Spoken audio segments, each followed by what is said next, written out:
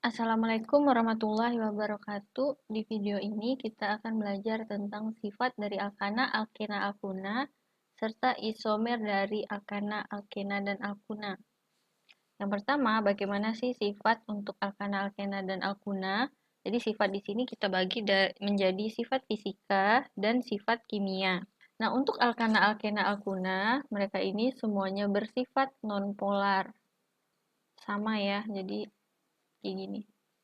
Nah, kalau udah nonpolar, itu artinya tidak bisa larut dalam air, karena kita tahu bahwa air itu adalah senyawa polar. Jadi untuk alkana, alkena, alkuna itu bisa larut pada senyawa-senyawa nonpolar. Misalnya metanol, atau benzena, dan lain-lain. Selanjutnya, bahwa masing-masing alkana, alkena, alkuna ketika MR-nya besar, gitu ya, maka titik didih dan titik kelelehnya juga tinggi. Sama, alkena juga sama.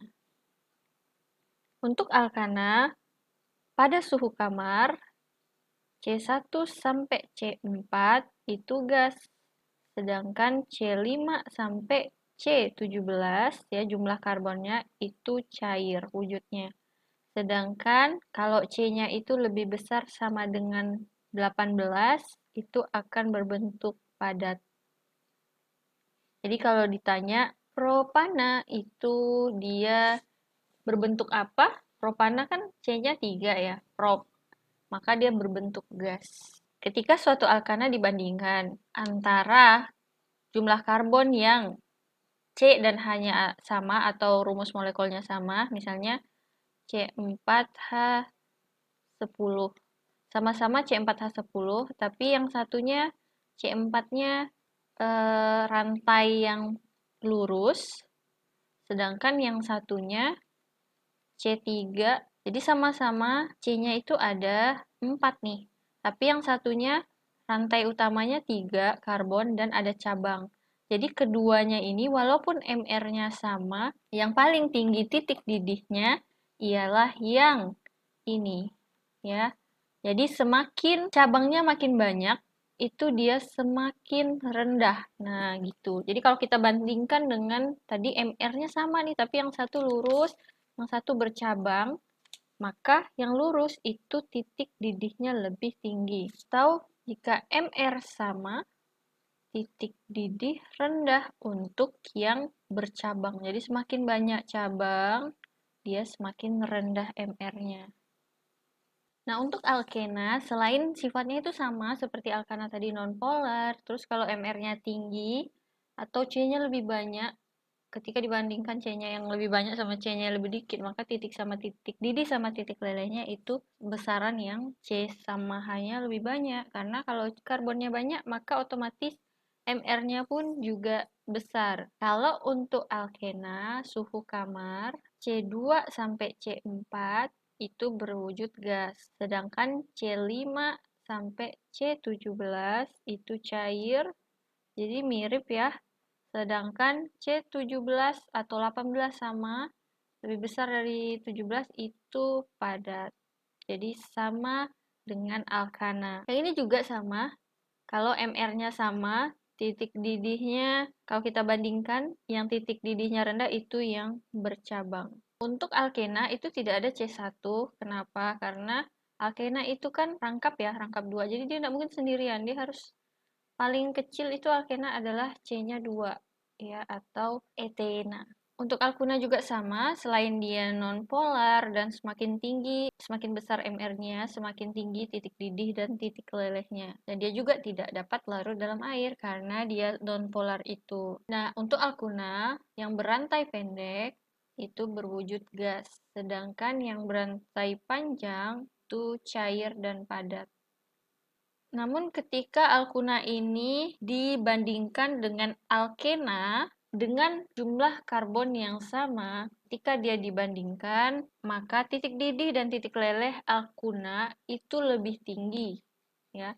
Jadi ketika alkuna dibandingkan dengan alkena, MR sama, karbonnya sama, maka tinggian alkuna, titik didih dan titik leleh.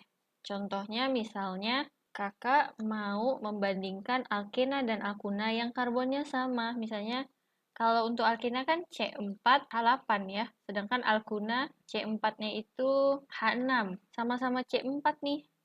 Ini H, H2, CH3. Nah, sedangkan ini, nah kakak mau membandingkan sama-sama C4 nih. Siapa yang titik leleh sama titik didihnya tinggi? Ya ini. Mengapa? Jadi kalau disandingkan, untuk alkuna dia punya ikatan rangkap 3, sedangkan alkena rangkapnya 2. Ketika dia dilelehkan dan dididihkan, itu artinya kita mau memutuskan rantainya ya. Jadi kalau yang rangkap 3, pasti membutuhkan suhu atau waktu yang lebih lama daripada memutuskan yang hanya 2. Gitu. Jadi kenapa si alkuna itu lebih tinggi jika karbonnya sama. Selanjutnya, untuk sifat kimia dari alkana ialah yang pertama, sukar bereaksi dengan reaksi kimia. Contohnya pengoksidasi dan pereduksi. Misalnya, ya untuk pengoksidasi O2, H2SO4, ya dia sukar bereaksi nih. Mengapa? Karena ikatan antara C dengan C-nya itu ikatan kovalen sama CH-nya itu sangat kuat dan tidak mudah putus gitu. Tapi untuk alkana ini bisa bereaksi dengan oksigen ya. Jadi bisa terjadi reaksi pembakaran. Kayak ini. Jadi untuk alkana bisa terjadi reaksi pembakaran.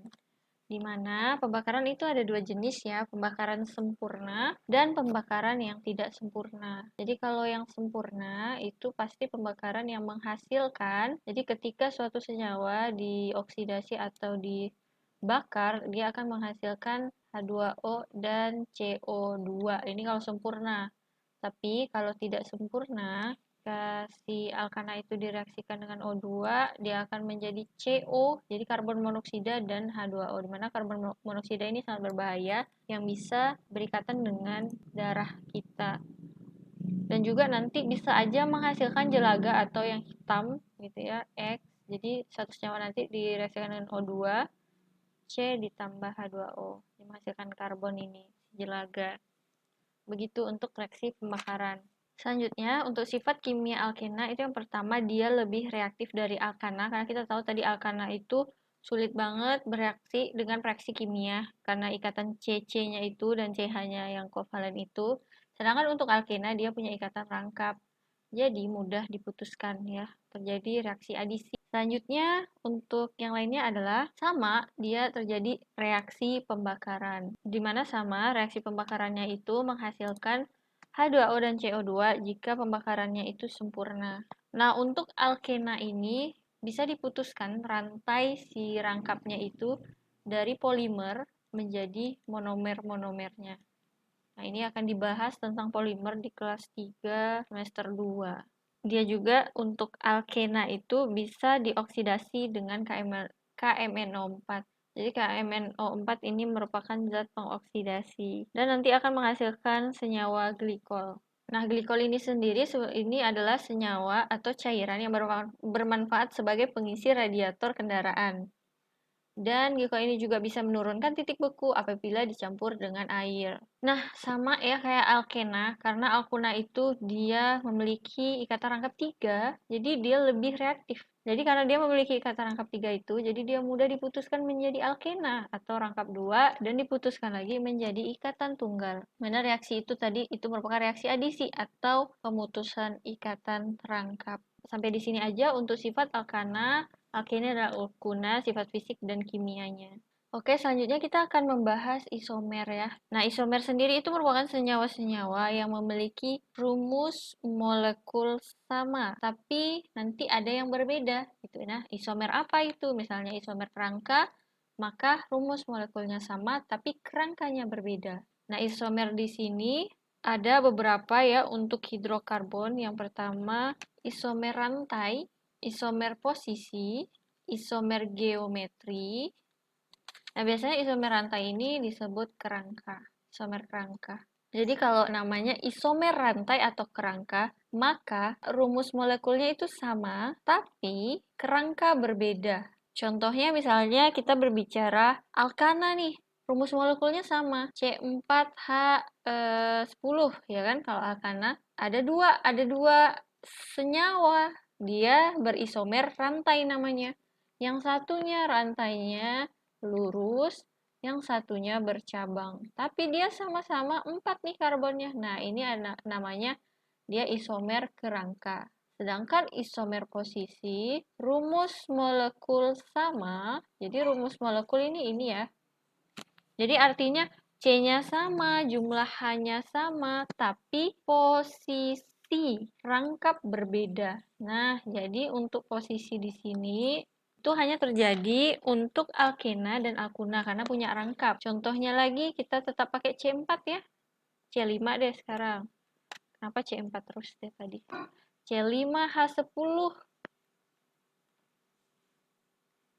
Kita pakai alkena nih. Dia sama ya, C-nya sama, H-nya sama, tapi yang satu kita bikin rangkapnya itu di nomor 1. Yang kedua, isomer posisinya kita buat di nomor 2. Nah, jadi ini namanya isomer posisi. Si posisi rangkapnya ini awalnya di nomor 1, kita bikin di nomor 2. Nanti kita bikin di nomor 3, 4 gitu ya. Nah, nanti kita akan belajar gimana membuat isomernya. Untuk isomer geometri, itu terbagi atas 2, ada cis dan trans. Jadi untuk geometri ini terjadi hanya untuk alkena. Ya, ini khusus alkena. Kalau posisi tadi alkena dan una, ya alkuna, sedangkan rantai kerangka itu tiga-tiganya ya, ana, ena, dan una. Nah, seperti itu. Nah, untuk geometri hanya untuk alkena, di mana terbagi atas cis dan trans. Jadi, nanti rangkapnya itu sebagai tengahnya, ya. Nah, ketika CH-nya sama-sama di satu garis, H-nya sama-sama di satu garis, maka ini namanya cis. Sedangkan ketika berseberangan, ini CH3-nya kita bikin berseberangan kayak gini, hanya kita bikin berseberangan. Maka ini namanya trans. Nah, ini untuk rangkuman isomer. Di video selanjutnya, kita akan membahas bagaimana sih bikin isomer rantai, alkana, alkena, alkuna, terus isomer posisi, alkena dan alkuna, dan isomer geometri dari alkena. Jika video ini bermanfaat, silakan diklik tombol subscribe dan di komen. Di like juga. Terima kasih. Assalamualaikum warahmatullahi wabarakatuh.